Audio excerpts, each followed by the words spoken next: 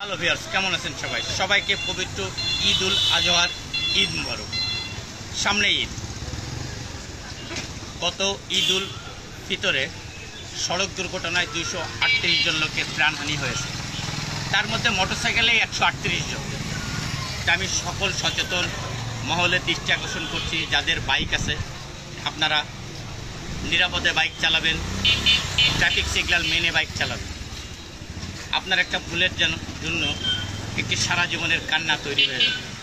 তাই আমি সকল সচেতন মহলের বিশেষভাবে অনুরোধ করছি, আপনারা কেউ হেলমেটবিহীন মোটর বাইক চালাবেন না, এবং যারা পরিপক্কভাবে বাইক রাইডিং করতে পারে না তাদের হাতে বাইক তুলে দিবেন না। আপনার সন্তান বাইক চালাতে জানে না, অতি আদরের জন্য তাকে বাইকের চাবি হাতে তুলে দিয়েছেন। একবার কি ভাবছেন যে আপনার সন্তানের হাতে আপনি একটা মৃত্যুর চাবি দিয়ে দিলেন?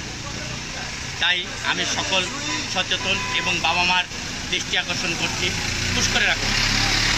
আপনারা সকলে সচেতন থাকবেন, কারোর হাতে বাইক যেন না তুলে দেন, এবং আপনার সন্তান যেন কোনো অপরিপক্ক চালকের সাথে রাইড শেয়ার না করে। মনে রাখবেন, সময়ের চেয়ে জীবনের মূল্য অনেক বেশি। একটি দুর্ঘটনা সারা জীবনের কান্না।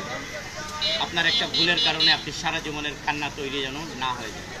তাই সকলে নিরাপদে বাইক চালাবেন, নিরাপদে বাইক শেয়ারিং করবেন, নিরাপদে বাড়ি ফিরবেন, পরিবারের সাথে আনন্দ উপভোগ করবেন।